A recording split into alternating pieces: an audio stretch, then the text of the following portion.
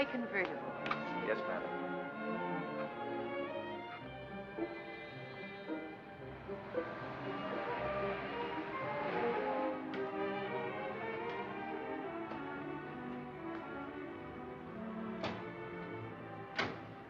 Turn off your motor, please. Come on. Close that door. What do you want? Come on, we'll talk inside. I'm the store detective. Well, I haven't time. Won't take long. Open your bag. But I don't understand. Open it, please. I'm going home. I don't want to be talked to like that. All right, if you want it this way. Harry. Yes, Mr. Hogan? I just want you to witness this. See this pin? Yes, Mr. Hogan. Okay. You have a sales slip for that pin, madam? If you have, I'll take a look at it. Come on, come on. We're wasting time. You'll have a crowd here in a minute.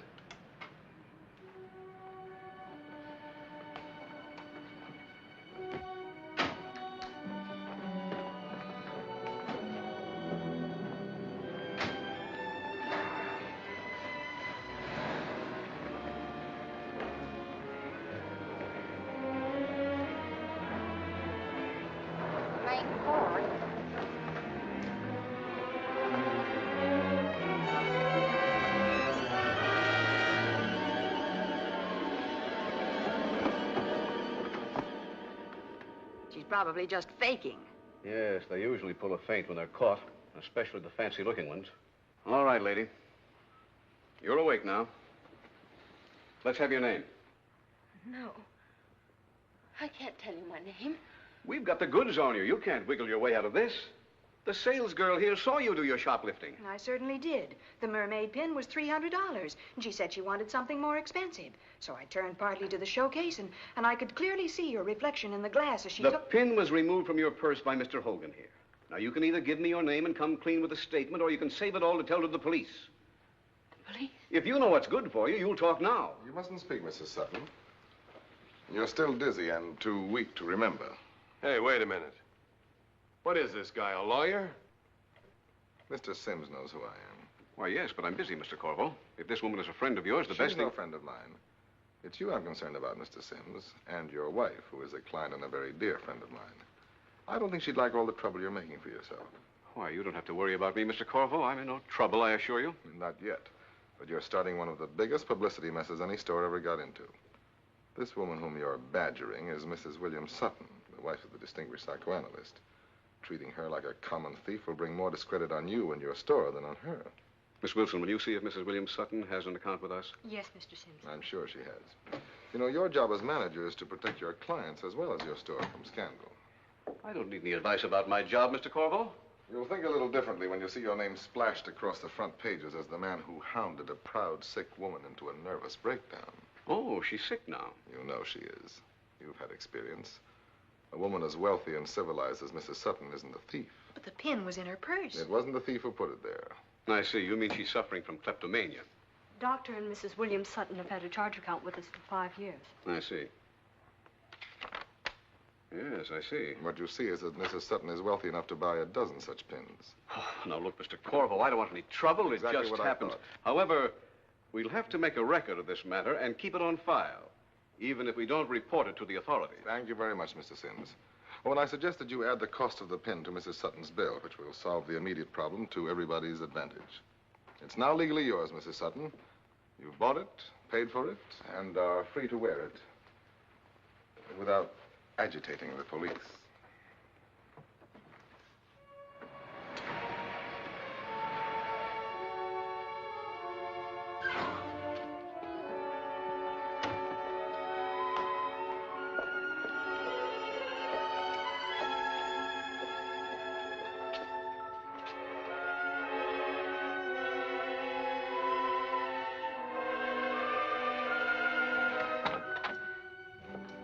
Is there someone with my husband, Miss Hall? Yes, there is, Mrs. I Sutton. want to see him. I can't wait. I must see him now. Please tell him. I have orders never to disturb him unless I it's something know, very- Miss Hall, I know. Of course, if you're ill, Mrs. Take a Sutton, note or there's away. something... Just give it to him. I'll wait upstairs.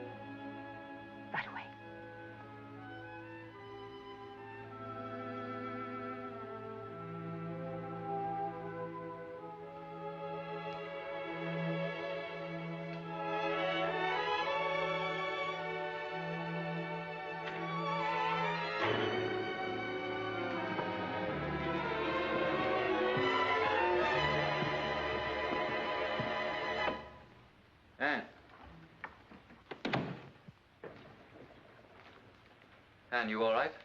Hello, darling. What's wrong, dear? Nothing, darling. Thanks. Nothing.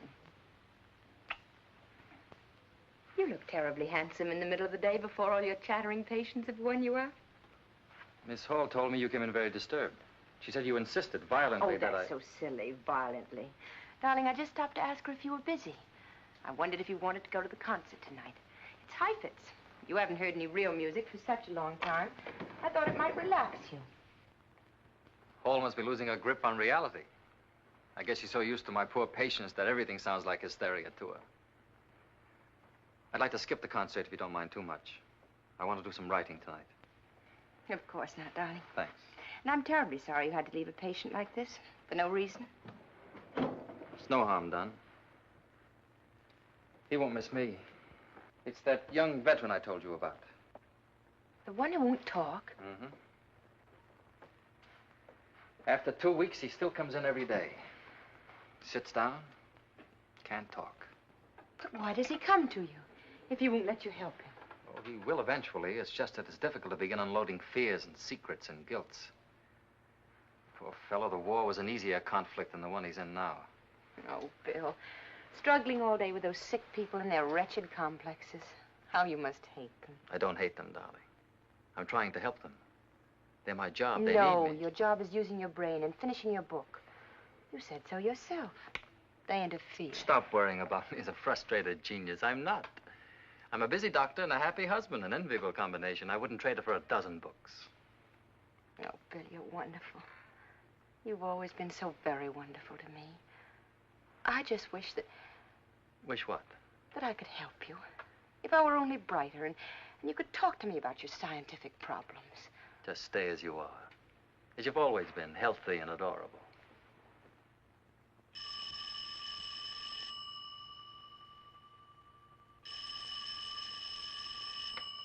Dr. Sutton's residence. Who is it? Who's calling, please?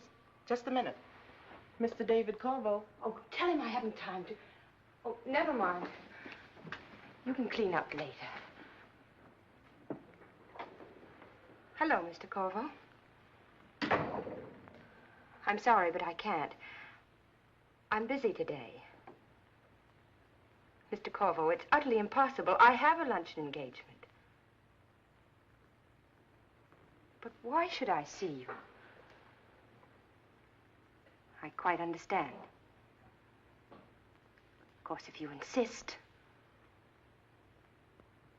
Yes. Yes, I'll be there. 1 o'clock.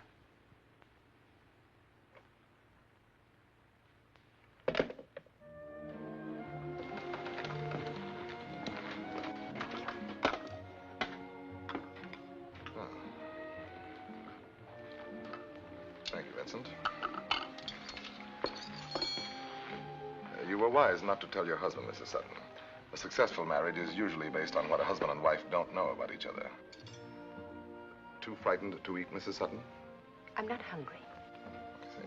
Waiting for the wretched blackmailer to remove his mask and begin his blackmailing. What do you want? You mean, how much? Yes. Well, I saved you from an ugly scandal, one that could ruin your distinguished husband's career. What an advertisement for a renowned psychoanalyst, married unaware to a kleptomaniac. And you are willing to pay me to keep this whimsical fact out of the newspapers? Yes. Now? Yes, now. Well, I can see that I was never cut out to be a villain. I dislike inspiring so much terror in such a lovely woman. Please don't talk to me. Yes, I forgot you're buying my silence. $5,000. Dear me, that's quite a sum considering that it's tax-free. I take it you don't intend to report this either to Uncle Sam or to your husband. Very few wives are in so fortunate a position with a bank account of their own, obviously a large one. That's all I'll pay. That's quite enough. Isn't it? You're rather disillusioning, Mrs. Sutton, for the wife of so brilliant a man as Dr. Sutton. First of all, for your stupidity in assuming that you can get rid of a blackmailer by giving him money. Secondly, and worse, by identifying me as a nasty crook. Here's your check, Mrs. Sutton. You disturbed my vanity rather deeply. I always fancied I had a fine, upright look, and that an honest heart shone out of my not too splendid face. Oh, I'm joking, Mrs. Sutton. Please, Vincent here is an old friend. I wouldn't want him to think that I was an ogre that makes beautiful women cry into their soup.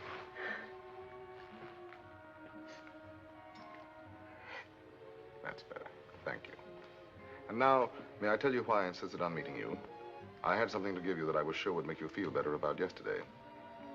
I persuaded the manager, Mr. Sims, to give me the Mrs. William Sutton shoplifting report from the store files. Here it is.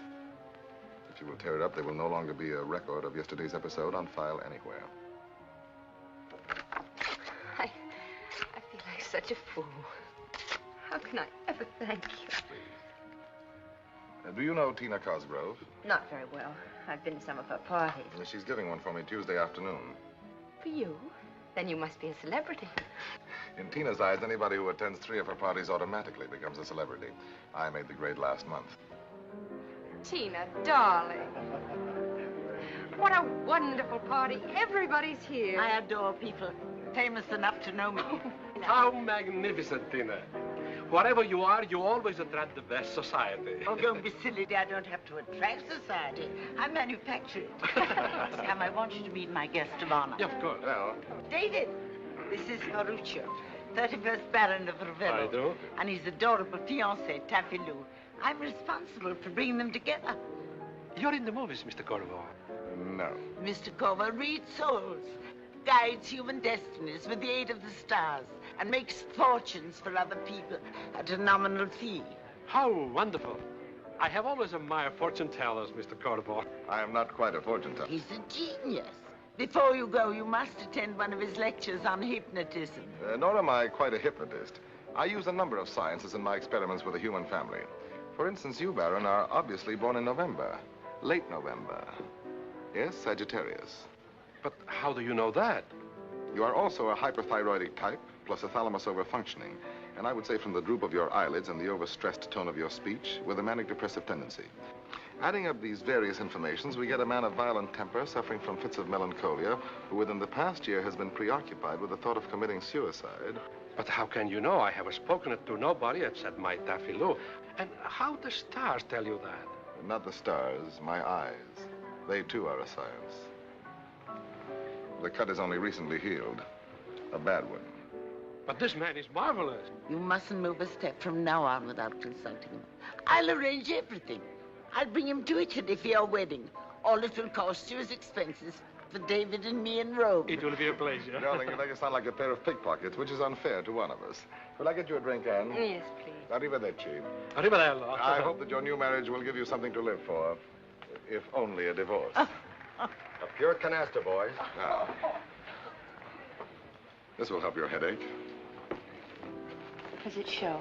Not much. A little squint in your eyes. How could you tell the Baron was born in November? Taffy Lou is my protege. I interviewed her just an hour before I came to the party. Very ingenious. I'm so glad you're here. You make Tina's party seem an almost human event. You're wonderfully remote from this sort of people. I want to help you, Anne.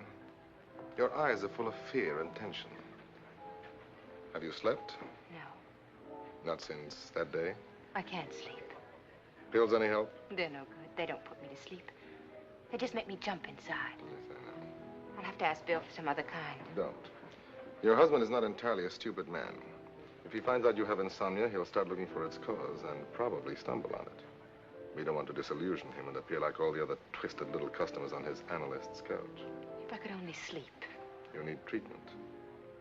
And you can't go to a doctor. Your husband would hear it at the first psychoanalytical Catholic class he attended. So perhaps you will swallow your prejudice against a humble astrologer whose only medical diploma is the gratitude of his patients. Thank you. But I can't possibly become a patient of yours. You are already. The fact that I know of your kleptomania, the fact that I know that your mind is sick and threatening to get out of hand, gives me a medical position in your life, doesn't it? Yes, I suppose it does. You're relaxed with me. You don't have to exhaust yourself trying to seem normal. The serene and devoted wife who doesn't dare upset her busy husband. Your soul can undress in front of me. That means that your cure is already beginning. I can make you sleep. Every night. 9 hours of peaceful, happy sleep. How? Trust me. Look at me. There are no thoughts in your mind, no fears. Trust me. I can help you. Don't think of anything. Forget. There is nothing to remember. Just close your eyes and forget. Forget. Forget.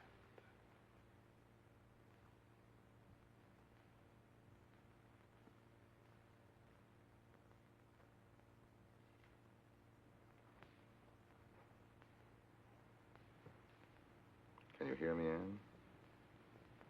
Yes. You can hear only my voice. All of the sounds have faded away. You will hear only my voice until I wake you up. Yes. You must do what I say. Do you know that? Yes. Go to the window. Draw the curtains. Go to the door. Close the door. Then come back and sit down. Now, open your eyes.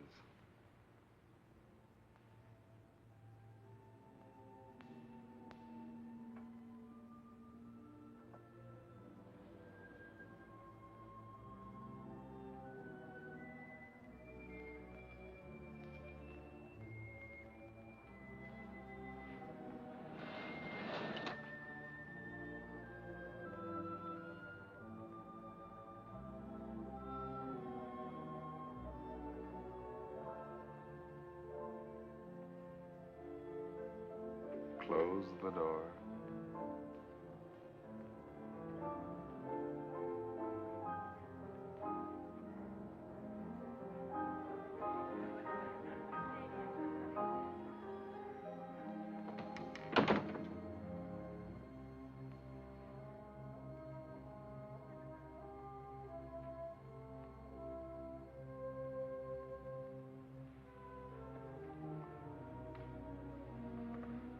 Give me your hand, Anne.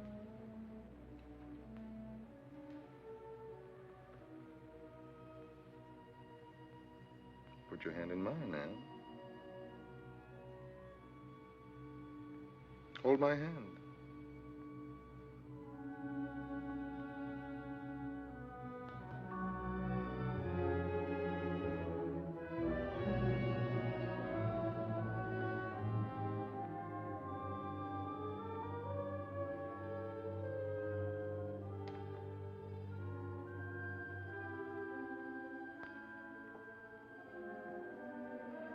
Close your eyes.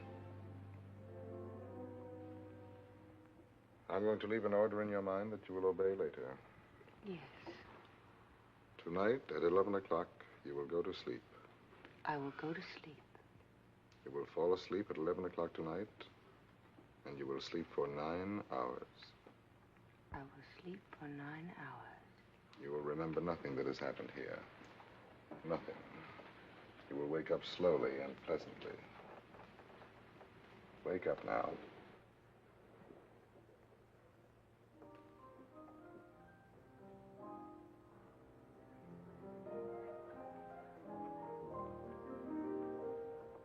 Was I asleep? You relax for a moment. Feel better? Oh, yes. Much. I really feel so rested. And you will sleep tonight without any trouble. What if I do? Sorry. Oh, Terry, come in.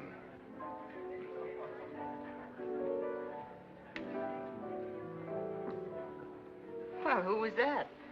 A woman who no longer admires me as much as she used to. Her name is Teresa Randolph. At 3 o'clock tomorrow, Anne? What about 3 o'clock tomorrow? I'll expect you then at my apartment. Your apartment?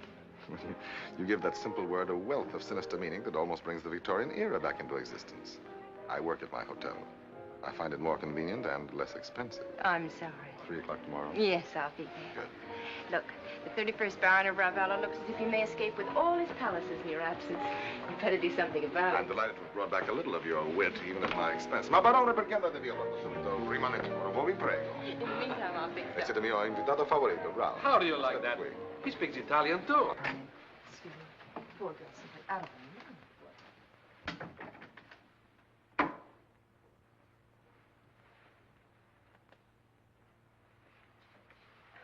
Dear, I'm out of powder. Care to use mine, Mrs. Sutton? Thank you. It's a bit dark. I like that shade. Yes, it keeps one from looking like a corpse in the sunlight. I'm Teresa Randolph. How do you do? I owe your husband a great deal. He's a very brilliant and honest man. Yes, he is all of that. Have you known David Corvo long, Mrs. Sutton? Not very. I have. Of course, it's none of my business, my dear. I belong to no Wives Protective Association. What do you mean? I mean only to be helpful. I'd like to warn you about David. Warn me? Aren't you being rather presumptuous, Mrs. Randall? You have no reason to be jealous of me. I'm old enough to be your mother. Jealous? He's after your money, Mrs. Sutton. And he'll get it. He'll keep after you till he has what he wants. He never stops. He's lived off women all of his life. That's contemptible. I won't listen to you. I forbid you ever to talk to me like this about David Corvo. I warn you, I won't stand for it. Girls battling over dear David in my bedroom. It's the most dramatic thing that ever happened in it.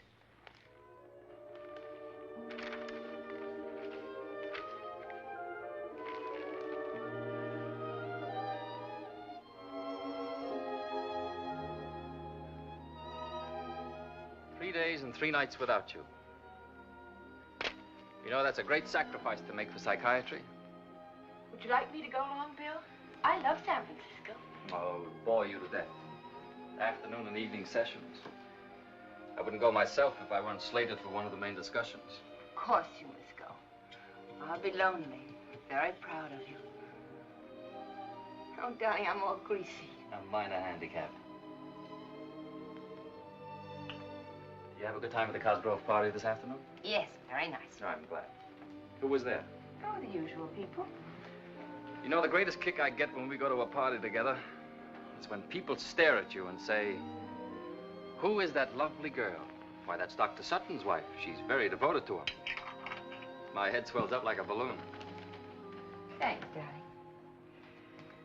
Oh, I'm terribly sleepy. What time is it? Just 11. I'm sorry, but I've got to sleep.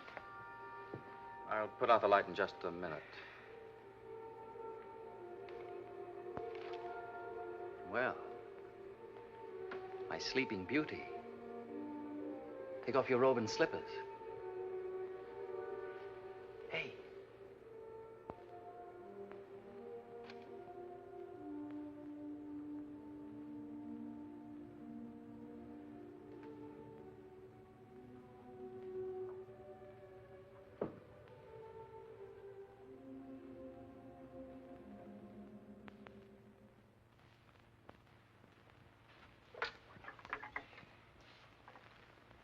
Hello, Daisy. I'm expecting a visitor, Mrs. Sutton. Will you tell the desk to send her right up? And don't put through any calls until I let you know. Thank you.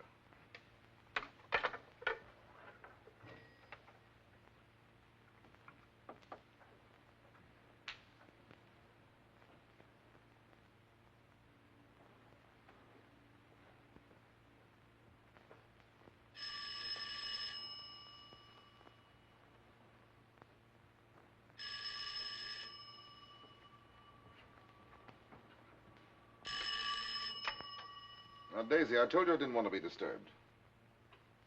Palm Springs. All right, put it through. Oh, Terry, I was wondering who could be in Palm Springs on a Wednesday. No, I told you I'd have the money for you by the 1st. You're not going to get a chance to exercise your new martyr complex and ruin both of us. You're going to pay every dollar you owe to your loving daughter and live on as an honest woman. My dear old ex-adored, I don't think it's any of your stupid business just where I get the money or how. It's granted I'm an oily rascal. Yes, I agree. A liar, a swindler, and what was that last one? Oh, yes, without a trace of human conscience. Very good. You're in top form today, Terry. Almost makes me lonesome for your faded charms. No, I won't have it for you tomorrow. I told you it would take at least another week. Oh, and watch yourself, my dear. Mars and the minor planets are entering your seventh house until the 21st. That may mean serious trouble for you unless you're very careful. Have fun.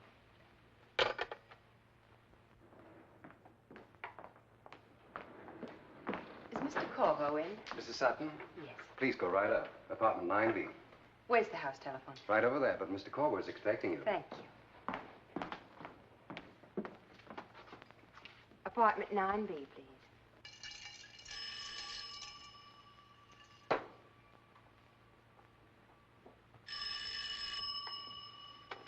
Hello? Oh, my dear Anne, where are you? Well, you're very prompt. That's always a virtue in a patient. Please come up, 9B. What? My dear Anne, you're being utterly absurd. I always see my patients in my apartment. Well, it's my office. Very well, I bow to your abysmal scruples.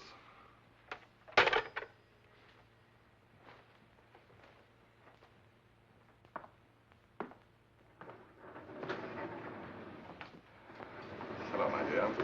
May I say that your conduct is a bit disturbing to a man of integrity? I'm sorry to disturb you. I do not surround my work with the impressive gadgets favored by your husband and his fellow professors, such as downy couches and recording machines.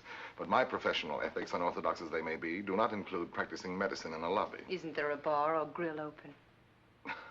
Forgive me for my lack of understanding. It's not me you're afraid of, but yourself. Relax. Let's go in here and you'll be safe from any unwifely impulses. You're a bit smug. And rather stupid, Mr. Corvo. Indignation in a patient is always a sign of progress. However, as your doctor, may I call attention to the illogic of your behavior? How much better to sit unnoticed in my apartment than to squat here and be seen by everybody, holding an alcoholic rendezvous with a man. You make me feel very young. I haven't heard that seductive line since my college days. Were they happy days? Yes. Happier than now? I know you, Anne, better than you know yourself. You're unhappy.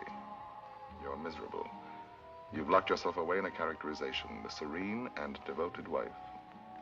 That play acting is destroying you. You know, you make me ashamed to be here. Why? Because I should have gone to my husband, not to you. Your husband can't cure you, Anne. He's the one who made you sick. That's nonsense. You mustn't be afraid of what you want. It's better than stealing. Better than exploding with neuroses. You misunderstand me. I'm not looking for a love affair. Vincent. Afraid of being plied with liquor? I'll have a martini. 2 martinis, Vincent. Yes, Mr. Corvo. Did you sleep last night? Yes. 9 hours. I woke up this morning absolutely a new woman. As if there were nothing wrong with me. I should think that would inspire a little trust toward your doctor. May I be frank? Please? I heard things about you yesterday which may or may not be true. From Mrs. Randolph, a former patient of mine who has transferred her hallucinations to your husband's office. Hardly a sound source of information. Possibly not. But I'm grown up enough to know your technique. You have a talent for making a woman feel close and dependent on you. I can release you from a torture chamber called Mrs. William Sutton. I'm afraid you're wasting your time. Sit down, please. I understand you completely. You adore your husband, and you want me in your life only as a man who can put you to sleep, rather than wake you up. Yes, and I'll pay you. $50 for each treatment, and I'll come every day. Where do you want your treatments? Here in a bar room? Why not? Terry Randolph can be quite a nuisance. Will you give me her address? I feel awful about the way I talk to her. I think I should write her a note. Call her up. Right now. Tell her you've taken her warnings to heart and you intend to use me only as a doctor. At a distance of 4 paces. What's her telephone number? The switchboard girl will get her for you. Thanks. Daisy? Please, will you get me Mrs. Teresa Randolph on the phone?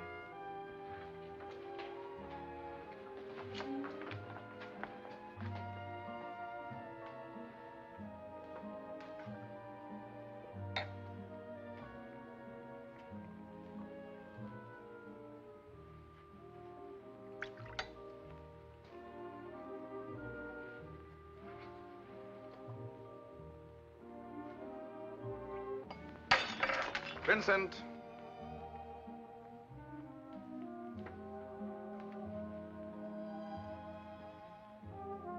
Vincent. There's a small accident. Clean that up quickly and bring us 2 more martinis with you. Right away.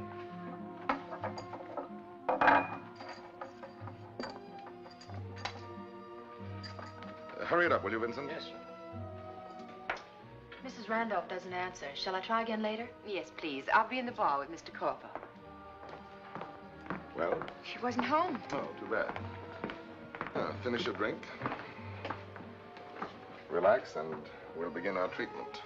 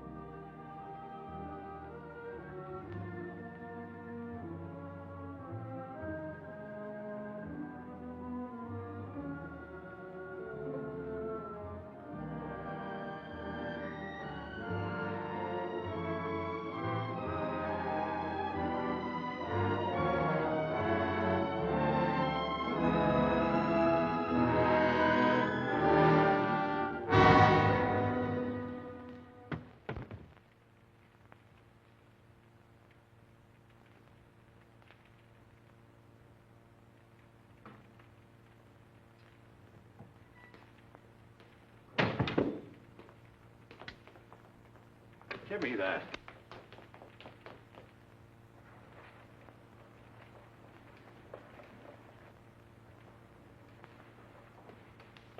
Dead? Yeah. Turn off the burglar alarm. I'll call the police.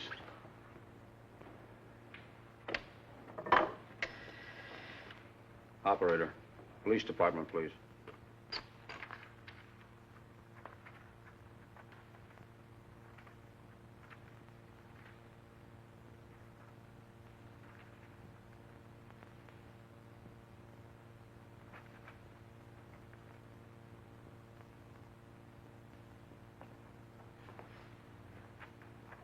This is your statement, Mrs. Sutton. If there's anything you don't agree with, please mention it.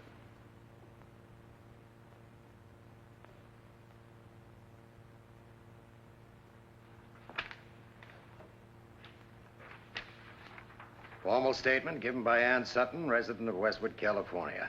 Witnessed by Lieutenant James Colton, Sergeant Robert Jeffries, and Dr. Peter DeVal, psychiatrist, the Los Angeles Police Station, City Hall, 11:20 p.m., June 3rd, 1949. Question. What is your name, please? Answer, Mrs. William Sutton. Question. Where do you live? Answer, 725 Willow Drive. Question. What time did you leave your house this evening? Answer, I don't remember. Question. Now, will you tell us why you went to Mrs. Teresa Randolph's house? Answer, I don't know. Now, Mrs. Sutton, will you please tell us how did you get into the house? That is, the home of Mrs. Randolph. Answer, I don't remember. Question.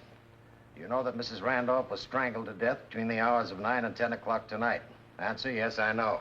Do you admit, Mrs. Sutton, that the scarf found around Mrs. Randolph's neck, now displayed before you, is yours? Answer, yes, it is my scarf. Question. This pin with the clasp broken was found on the floor near the murdered body. Did you drop it while you were strangling Teresa Randolph? Answer, I don't know. Question. Had you any reason for hating Mrs. Randolph? Answer, yes. That's not true. I didn't hate her. But you said you did. I heard you. I couldn't have. I don't remember going there, I tell you. I couldn't have done it. I couldn't.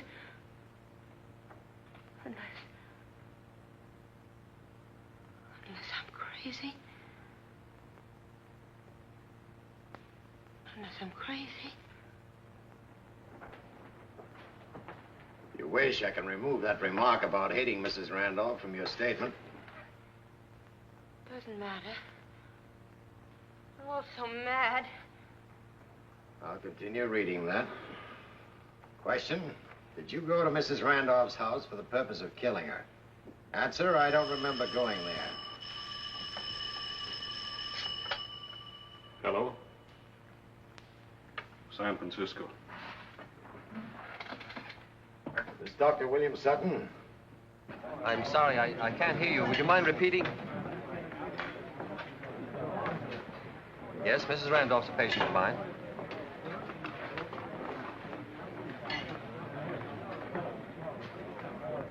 What? You can make the 2 o'clock plane, Doctor. I'd appreciate it if you'd come right to my office at City Hall. He'll be here pretty soon. You didn't have to tell him like that over the telephone. He'll think... What'll he think, Mrs. Sutton? that I did it. That I killed her. You wish to state now that you didn't, Mrs. Sutton? I don't know. I don't know what happened. I can't remember anything.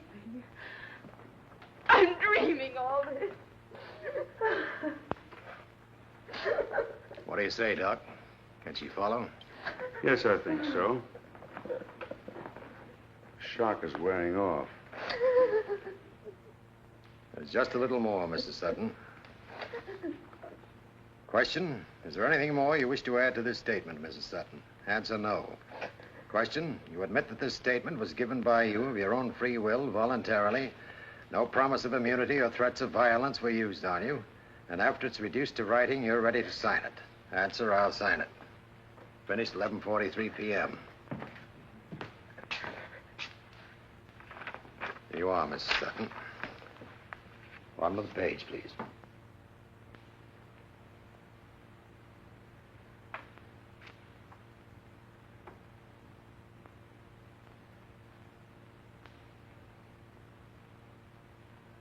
you. All right, Bob. Let's go.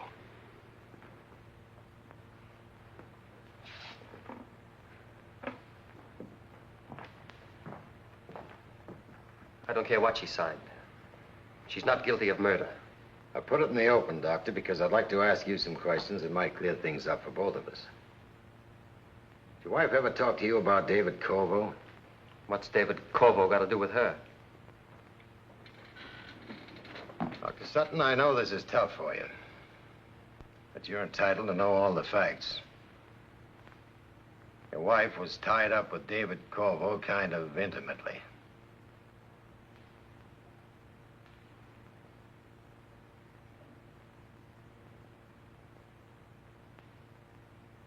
It's ridiculous. I don't believe it.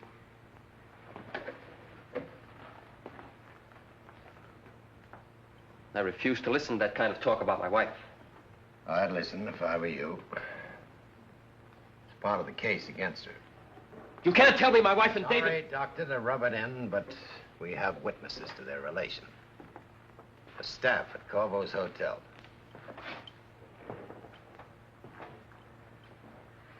But it can't be true. It must be part of some fantastic plot against Anne. Last week, your wife denounced Mrs. Randolph in a fit of jealousy for coming between her and Corvo. Happened at a party. Your wife paid daily visits to Corvo's hotel for a week before the murder. She sat drinking with him in the bar room. She quarreled with him there one day, broke a glass, then rushed out to telephone Mrs. Randolph. You have witnesses for that? Yes.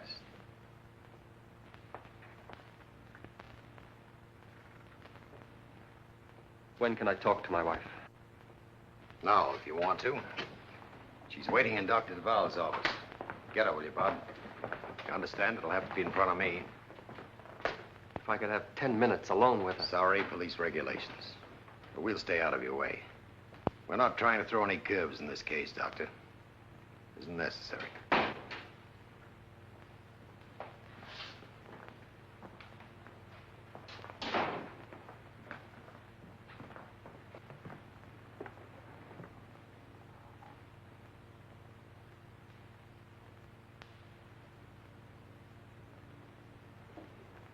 Please, don't cry. I won't. Thanks. Sit down, Anne. I think I ought to explain, Doctor, that anything your wife says in answer to your questions may be used against her. We understand.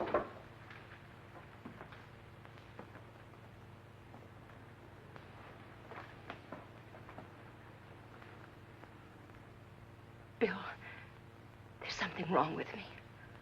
Help me, please. I'm going to help you with everything I've got, regardless of any other circumstances. What other circumstances? You'll tell me the truth, Anne? Will you? Of course, darling. I want to hear about David Corvo. Why, I met him just a few times. Go on. That's all, Bill. He hasn't got anything to do with this. He has. How? You've been to his hotel. No. You were seen there with him time and again, drinking. Yes, that's right. I met him in the bar. I meant I never went to his apartment. You fought with Mrs. Randolph at a party because you were jealous of her. Jealous? How can you think that? Do you love him, Anne? Oh, no, Bill. It's nothing like that. Anne, forget that I'm your husband. That doesn't matter now. We'll talk about that side of it later when you're out of your present danger. The truth is, you've been seeing Corvo for weeks at his hotel. He was helping me. Because I was sick. And you went to a quack like Corvo for doctoring? Yes. You were sick. What was the matter with you?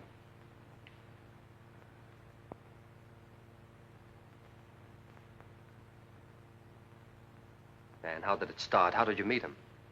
You wanted to tell me? Tell me. I'm mixed up, Bill. What are you asking me? How did you meet David Corvo? You won't believe me. No matter what I tell you. You don't want to hear the truth.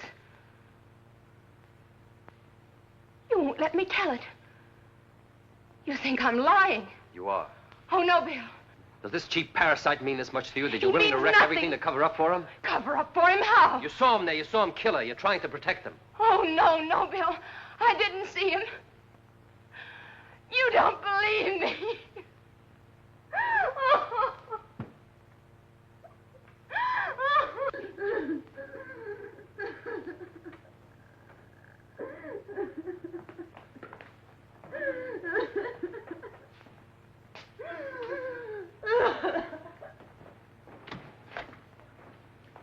I'm afraid it's pretty obvious, Doctor.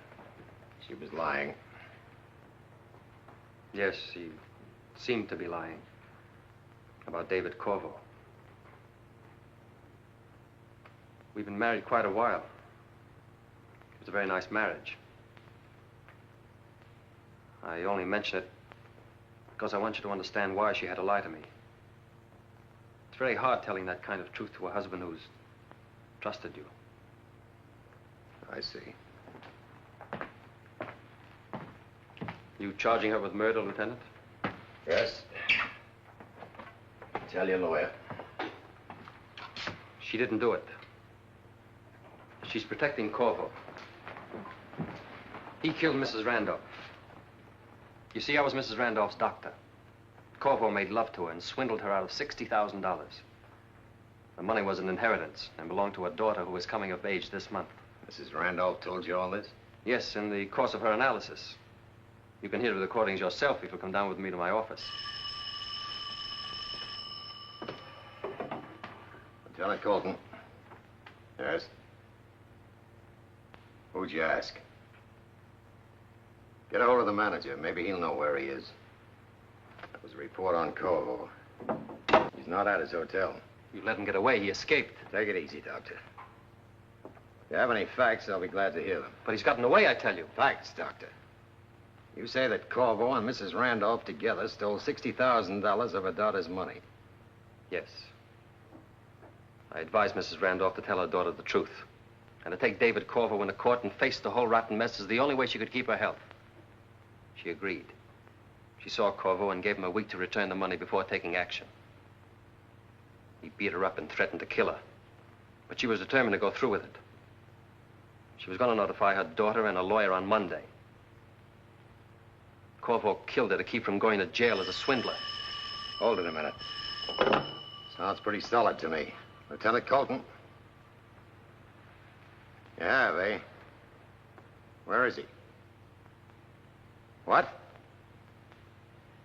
Okay, get over there. I'll be right with you.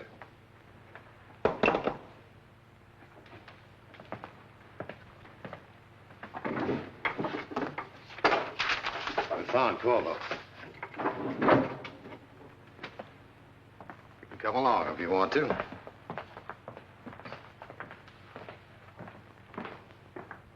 In here, Lieutenant.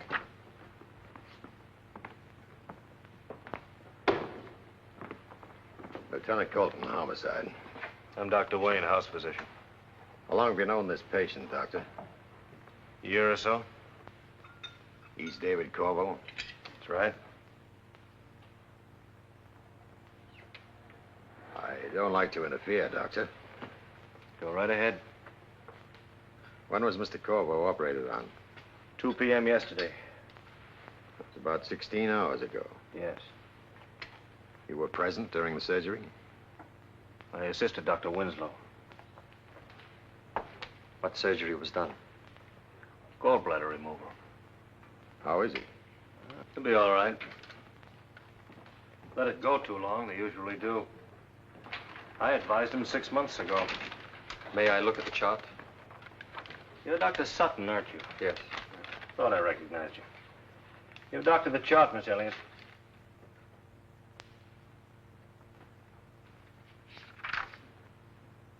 fever's up.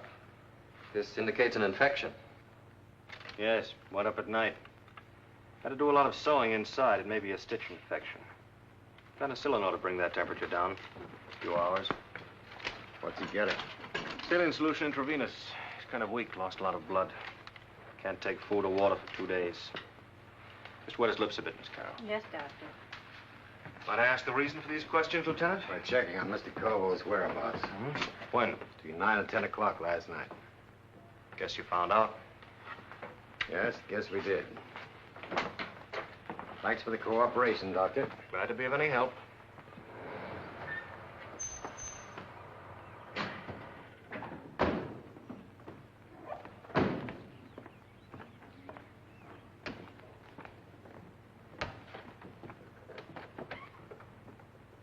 There's something wrong with it. There's something wrong about what we saw at that hospital. I know how you feel, Doctor. I've had theories blow up in my face kind of often. Forget about Corvo and get a lawyer for my wife if I were you. It's not a theory, Lieutenant. You'll hear facts.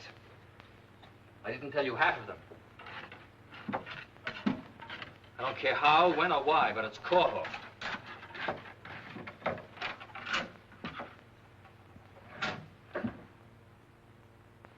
I put them in here myself.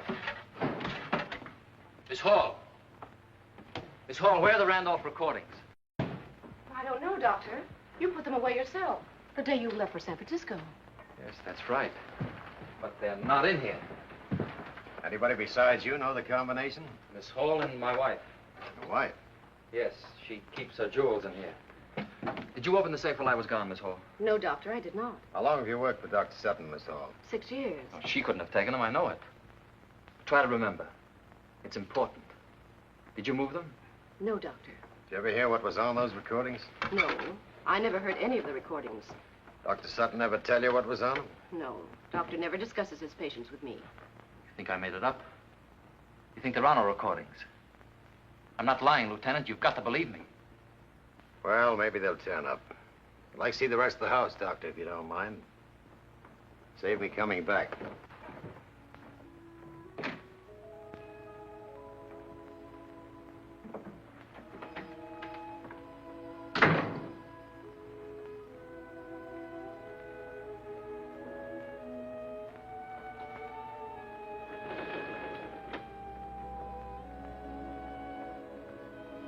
It's your wife's handwriting, Doctor? Yes. Did you say that was meant for you? I don't know. I'll take it along.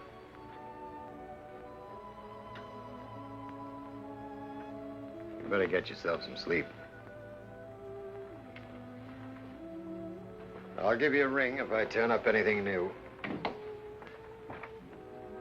I'm Martin Avery, Dr. Sutton's lawyer. Lieutenant Colton.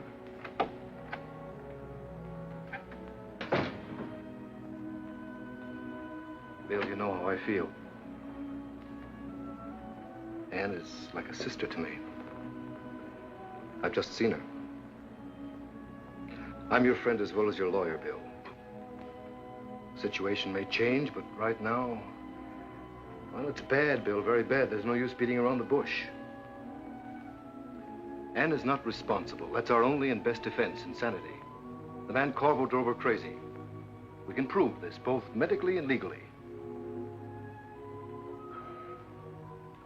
Bill, I know what a shock it must be to have found out this thing about Anne. Yes, it's a shock if it's true.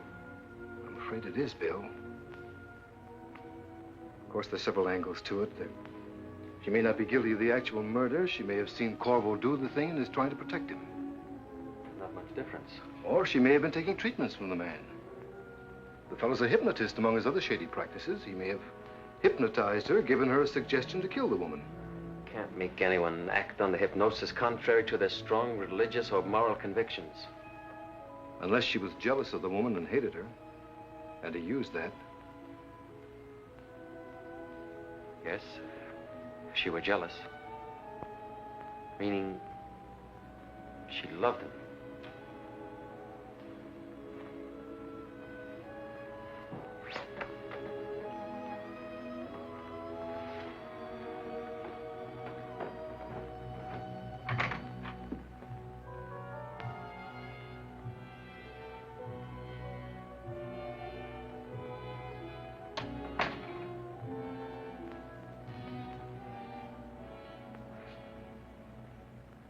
Sit down, Dr. Sutton. I'll try not to doze off if you want to talk to me, Dr. Sutton. My fever's down, back to 101, I think. I'd give a lot for a sip of water. Please sit down. Easier for me to talk to you. Police still holding Anne? Yes. Stupid. Arresting an innocent woman. Medical chart meet with your approval, Dr. Sutton? You were in great pain last night. The notation of an oversensitive nurse. A few spasms. Does Anne know I'm here? I don't know. I meant to call her this morning until I read the papers. Rather, the nurse read them to me. My eyes aren't focusing yet. Typical police bungling the whole thing. Anne isn't guilty. What makes you certain? The motive, jealousy. Completely stupid. Anne wasn't jealous. Just a few days ago in my apartment, we discussed Terry Randolph thoroughly. My wife was never in your apartment. If you insist. What was said by you and my wife about Mrs. Randolph? Wherever it was said. I told Anne I was through with Terry, and she believed me. A man of experience always knows when a woman believes him. She was all over her jealousy. Sorry. It's hard to think. Full of drugs. Shouldn't have said that to you. Why not? Wrong to tell things to a husband. What are you telling me? Say it. Say it straight, Corvo. I didn't know one had to blueprint the facts of life for a great psychoanalyst. You're lying. You're not drugged, you're acting. You want me to think Anne loved you. You want me to believe that, don't you? Don't you, you cheap rat? Your bedside manner is a little odd, even for a psychoanalyst. Poor Anne in jail, in real danger, and you bellowing with wounded vanity. If you can rid yourself of some of your husbandly egomania, maybe we can both help save her.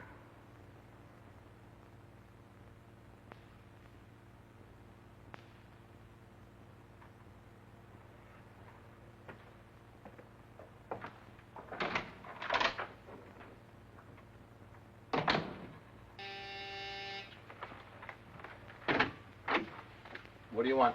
I'm Dr. Sutton. I was told Lieutenant Colton was here. You'll have to wait downstairs. Let him in, Andy. Nothing in any of these, Lieutenant. Thought you'd be getting yourself some sleep, Doctor. Find anything? Nothing. Fingerprints all Corvo's. A lot of correspondence, mostly bills. Hey, Lieutenant.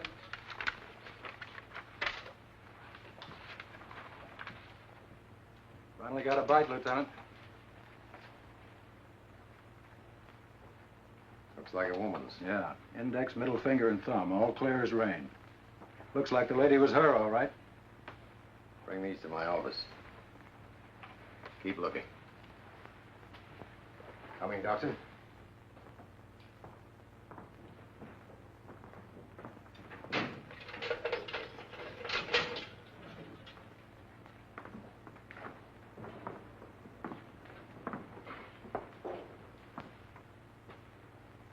Hello, Anne. Come, sit down. You get any sleep, Ann? I've talked it over with Bill, and we've decided on a line of procedure. We'll plead not guilty and not guilty by reason of insanity. Does Bill want me put away as a lunatic? Is that the procedure?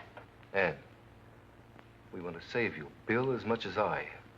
we'll prove that your relationship with this man, Corvo, unbalanced your reason temporarily and drove you He had nothing to do with me. He didn't unbalance me or drive me to anything. Bill did. I don't think there's any point in my listening to this, Lieutenant. No, don't listen to it. Run away from the truth, as you have ever since you married me.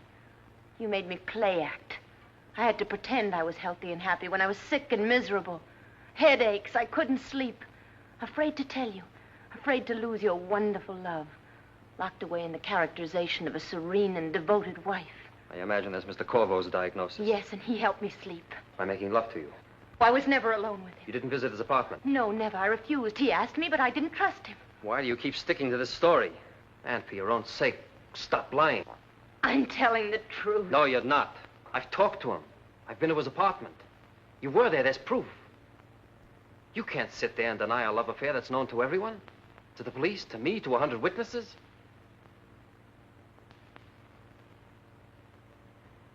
You've made your choice. You don't want my help. I can't be of any more use here, Lieutenant.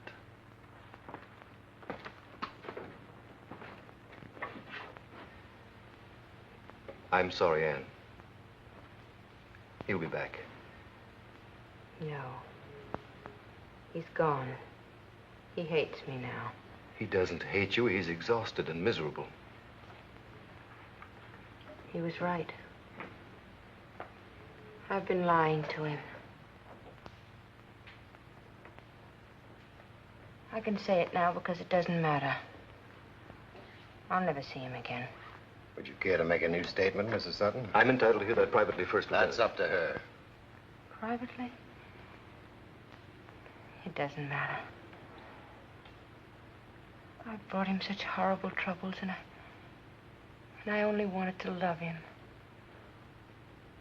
My husband's a very nice man. I don't think there are any nicer or kinder. Wasn't his fault. It was the way I am. I'm telling you all this because it has something to do with what happened to me. I'm a thief. What? I stole. What did you steal, Mrs. Sutton? I stole. It will be better if he divorces me. He must. For his sake. He can't be married to a thief. I did it before I stole. In school, when my father wouldn't let me spend money. And even after he died, he tied it all up in a trust fund. Thousands and thousands of dollars, but I could never have a new dress. Or have anything I wanted. That's how I fooled my father. By stealing. He didn't love me. He thought he did, but he didn't. Nobody ever caught me. I thought it was over when I left school and met Bill. I wanted to tell him. But I was afraid he couldn't love anybody who'd done that. I didn't tell him. It came back. Because he was like my father. He treated me like my father did, and I had to do it again. I tried not to. I couldn't sleep and got a pain and had to do it again. I stole a pin from a store. The Wilshire department store. He saw me. Who? Corvo. He helped me get away after they caught me. And that began your relation with Corvo?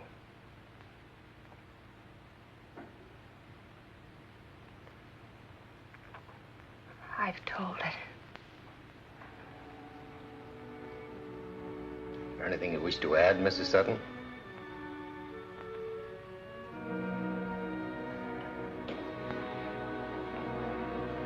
Take her back now.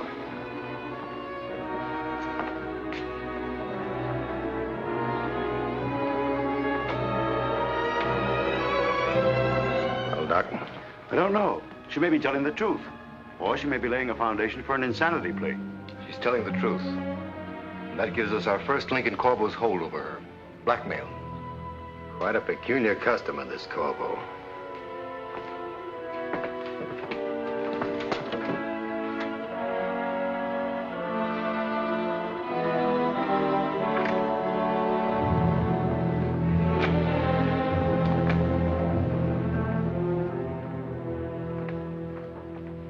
I'm Lieutenant Colton, Homicide Bureau.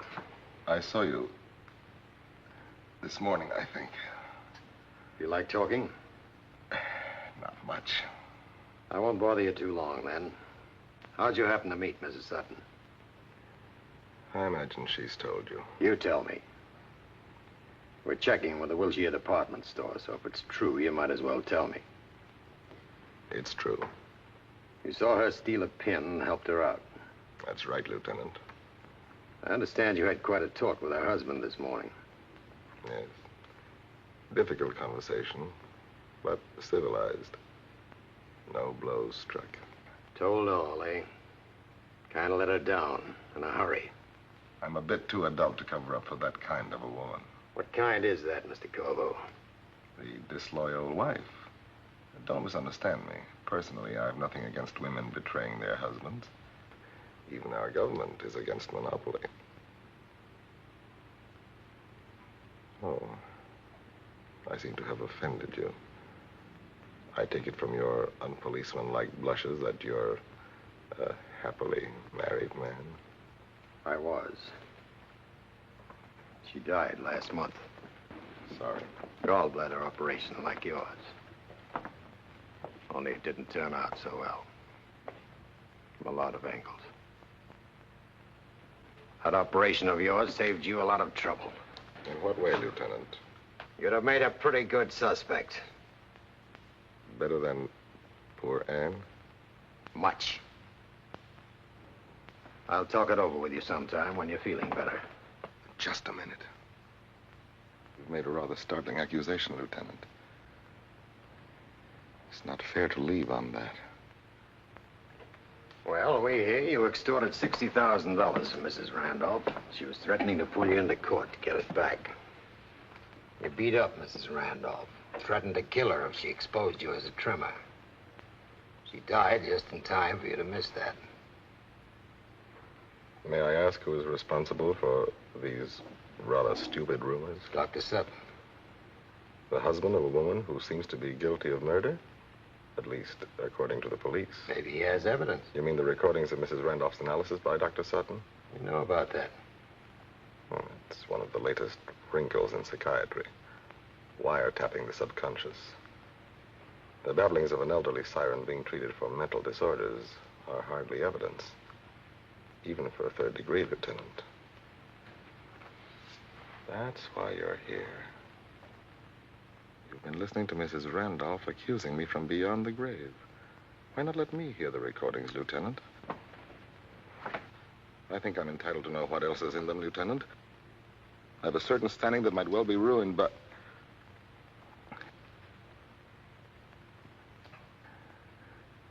What else is in them, Lieutenant?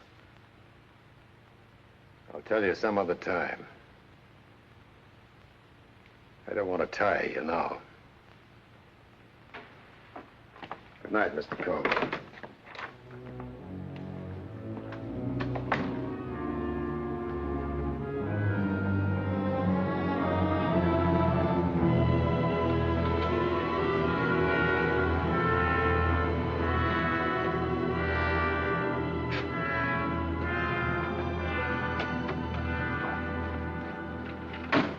I had to see you, Lieutenant. They told me you'd gone home. I was going to turn in for a while. I'd advise you to go home and do the same. Oh, but this is important. All right. Come on in.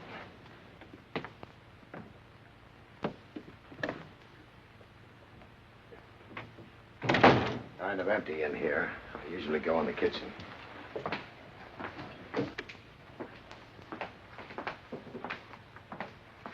This afternoon, after I walked out on Anne, I began to think. You know, it's curious when a husband can ignore 8 years of devotion when a tiny suspicion flies into his heart. Yes, it's tough when it happens, Doc. But it didn't happen, Lieutenant. That's the first sane thought that's come to me since this thing started. A woman like Anne doesn't change suddenly. Some fingerprints and a few odd circumstances can't wipe out a woman's heart and character as if they'd never existed. It's hard for a man to believe that his wife... But I'm not believing it, Lieutenant. I've got the key to the whole thing now, and I want you to listen with an open mind. All right. We'll talk it over if you insist. I'll make some coffee. You saw me behave like a blind idiot this afternoon. I'm supposed to have a brain, a training, a science for helping people. And I've been sounding off like a subhuman, attacking a woman that's consciously never done a wrong thing. You've got to believe me. I'm listening. This morning, when we found the recordings gone from my office, I knew who had taken them. I couldn't bear to tell you, but I knew. Anne.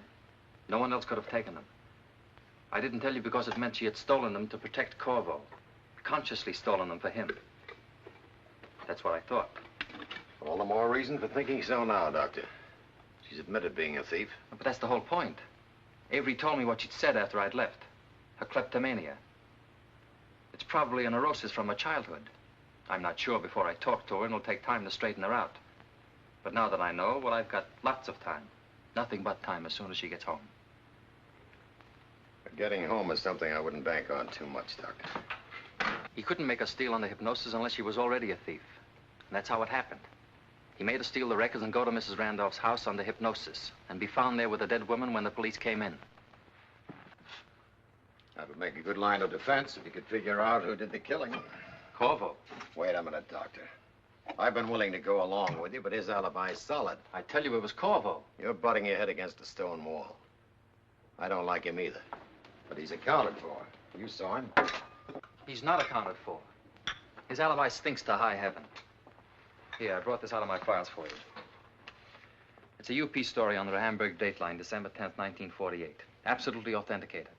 Dr. Theodore Herr, a surgeon, operated on himself under self-hypnosis. Removed his appendix in an operation that took 4.5 hours. He got up off the operating table and went to work for the rest of the day.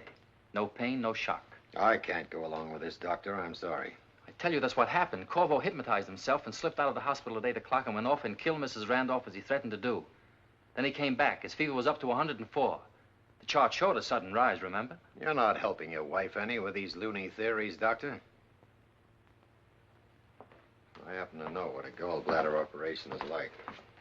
Look, Lieutenant, I'd like one favor. Can't do people favors in a murder case. Anne can solve the case for you. Okay, I'll let her work on it tomorrow. The solution is hidden in her brain, and I can bring it out. Let me take her to Mrs. Randolph's house where she was found. There, her memory can be awakened. That's enough theories for one night. I'm tired. But once she starts remembering, there's a good chance I can get her to retrace her movements. Tell us where she took the recordings. Tell us Corvo's orders given under hypnosis. It can be done, I tell you. Not by me. I have to do things my own way. Look, Lieutenant, this is a special case. My What, wife Doctor? There's nothing special about your wife any more than anybody else that gets mixed up in a murder case. I've given you all the breaks I can. It means nothing to you, what I've been saying. Not a thing. You won't take us there for 1 hour. No chance. I'm not going to make a fool of myself in this case. Listening to a punchy psychoanalyst.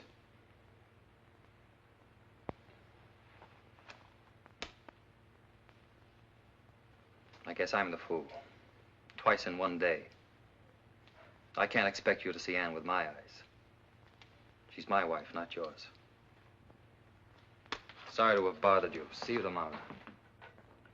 Daisy tells me the police were here this morning. It's a shame to bother you when you're so sick. That's the way the police are. Always walk right in. I knew Mrs. Randolph rather well. Yes, the girls were saying... What were the girls saying? There's a big news story in the papers this afternoon about the police suspecting somebody besides Mrs. Sutton. Who? They don't give any names, but seems there are recordings of Mrs. Randolph's accusing somebody. They say these recordings would show who the real murderer was, no matter what alibi he has. And they're hunting all over town for them. Who's hunting? The police. They say that a new arrest will be made as soon as they find the recordings. There, I think you'll sleep tonight. In case you don't, Miss Carroll's on the floor. She has the pills. Tell her not to disturb me, please.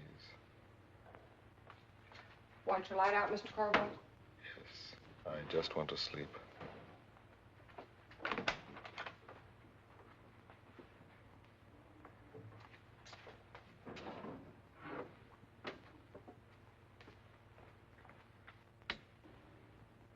Good night, Mr. Corvo. Good night.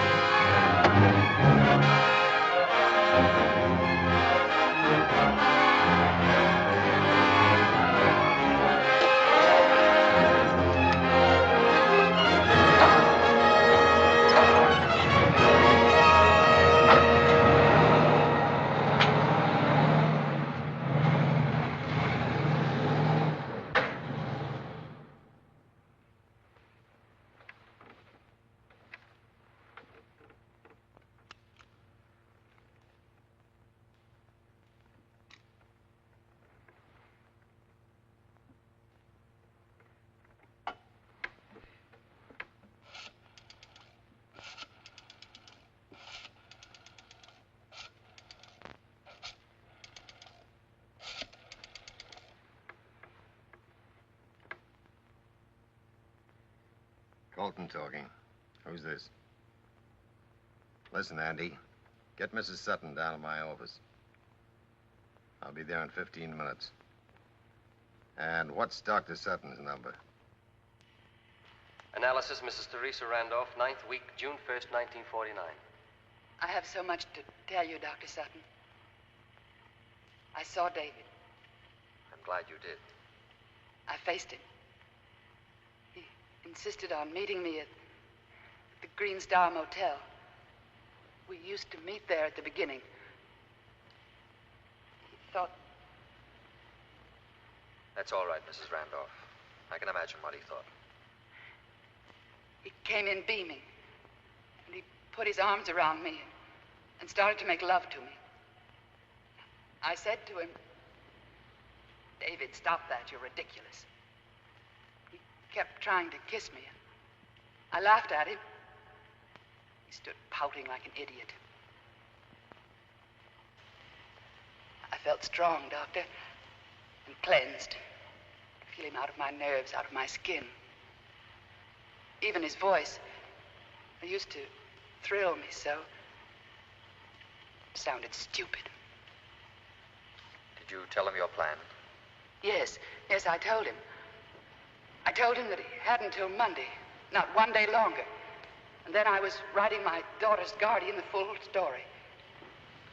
And going to my lawyer on Monday. And that I wasn't afraid to face what I'd done. Wouldn't you be more comfortable if you removed your hat, Mrs. Randolph? I can't. Why not? I'm so ashamed. I hoped I wouldn't have to tell you. But I will. He beat me. He hit my face. The hat hides the bruises. He beat me and he said he'd kill me before Monday unless I changed my mind. The motel owner really saved my life.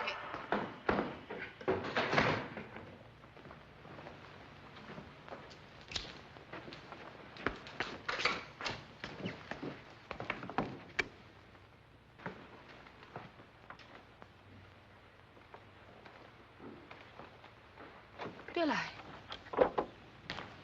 I can't remember anything.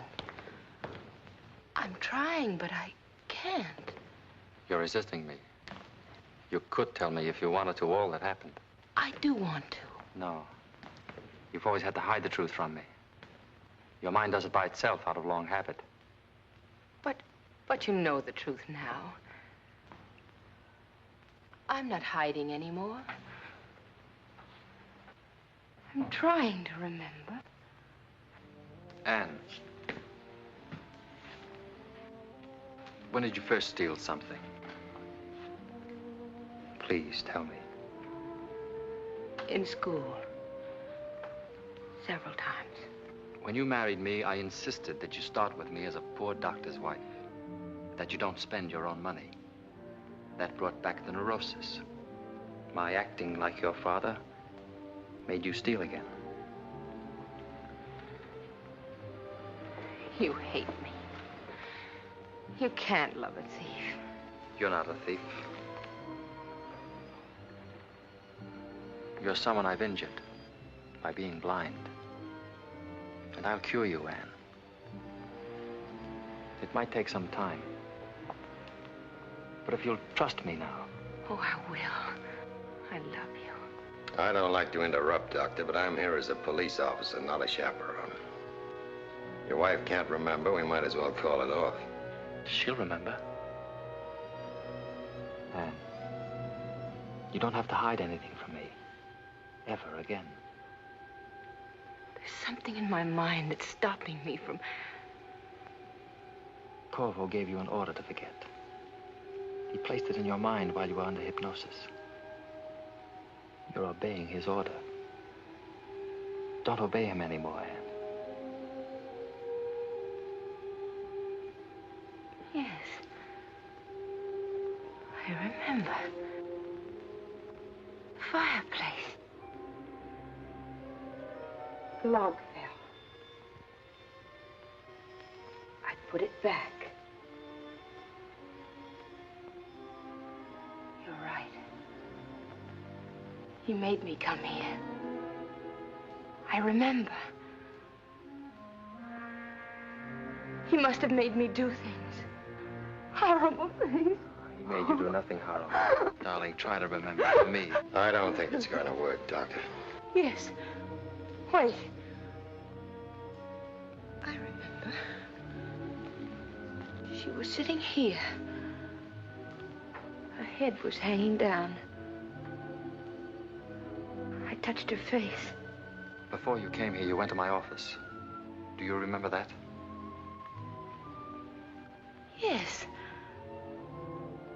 I opened the safe. To take something out.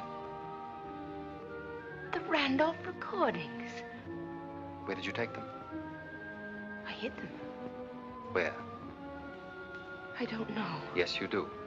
Oh, Bill, I'm not lying. I'll never lie anymore to you. You'll never have to. I won't make you. I love you as you are. Bill, I put them away. Where? In a closet. In this house. When I came in, I remember I moved them from one hand to the other to open a door. Yes, that door. I put them in there. Bill, I'm frightened. You're tired. When we get home, we'll go away for a trip. Home? Nothing in here, Doctor. A lot of coats hanging, no sign of any records. They must be there. I put them on a shelf under the shelf paper. I know she's telling the truth. They must be there.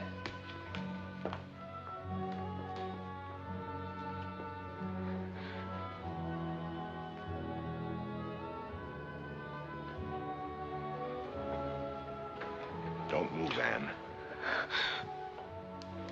When they come back, tell them the records are upstairs in one of the upstairs bedrooms. I can get away if you do that.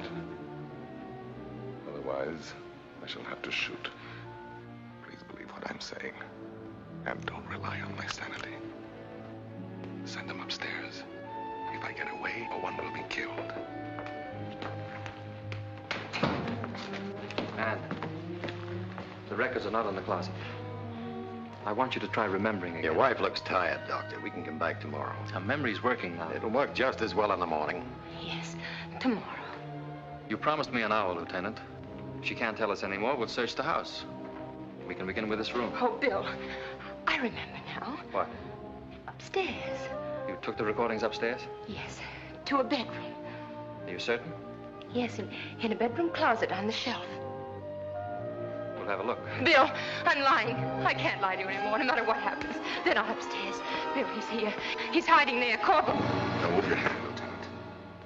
I'll shoot. Stand still. The records you're looking for are in a very natural place.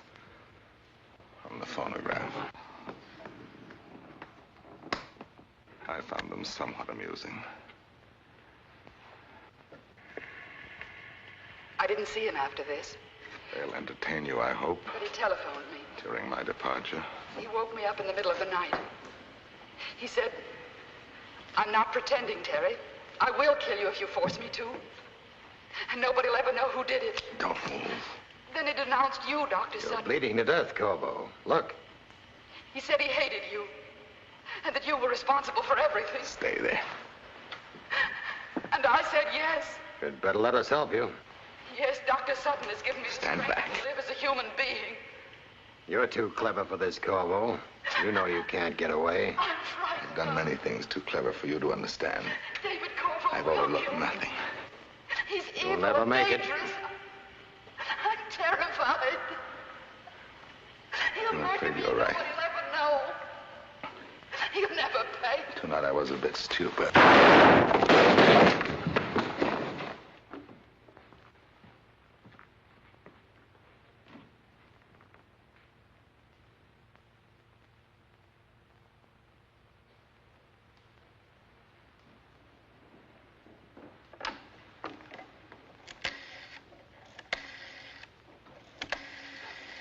Yes.